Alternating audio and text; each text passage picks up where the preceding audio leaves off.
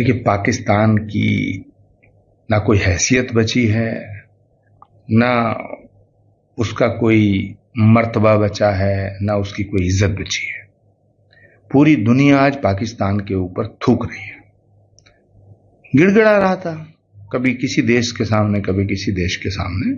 वो तो भारत की विराटता को और भारत की जो विशालता है, भारत की जो उदारता है, हम विश्व बंधुत्व और वसुधैव कुटुंबकम में विश्वास रखने वाले देश हैं। भारत वो देश है जहां से विश्व बंधुत्व और वसुधैव कुटुंबकम का उद्घोष हुआ। तो हम शांति चाहते हैं, लेकिन पाकिस्तान को जिस तरह प्रधानमंत्री जी ने जवाब दिया है कि न्यूक्लियर वेपन और इसका नाम लेके जो ब्लैकमेल करना चाहते हैं आप, परमाणु बम का नाम लेके, ये नहीं चलेगा।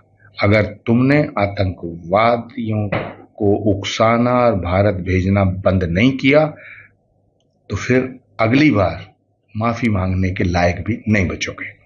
पाकिस्तान वो देश है जिसे अब यूनाइटेड नेशन और पूरे विश्व समाज को आतंकवादी देश घोषित कर देना चाहिए। देखिए, नरेंद्र मोदी जी का जो पूरा जीवन है वो राष्ट्र के प्रति समर्पित है, इस देश को समर्पित है।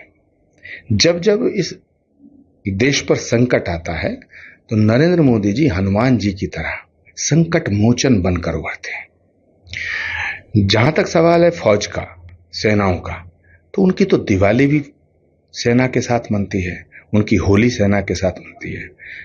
देश में आजादी के बाद पहला ऐसा प्रधानमंत्री है जिसके जीवन का एक एक पल राष्ट्र को समर्पित है और उनका व्यक्तिगत कुछ भी नहीं है।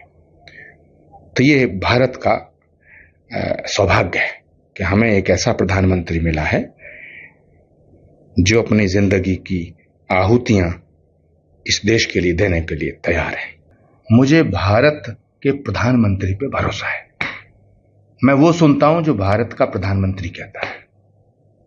हम वो नहीं सुनते, भारत की जनता वो नहीं सुनती जो ट्रंप कहते हैं, जो पाकिस्तानी कहते हैं।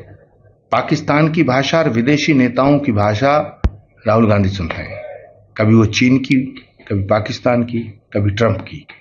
ये सारा विपक्ष ट्रंप को झूठा बोलता था, लेकिन ट्रंप ने जैसे ही बोला तो उस पर यकीन करना। हमें भारत के प्रधानमंत्री पे यकीन करना चाहिए। भारत के प्रधानमंत्री ने क्या कहा है ये इंपॉर्टेंट है हमारे लिए।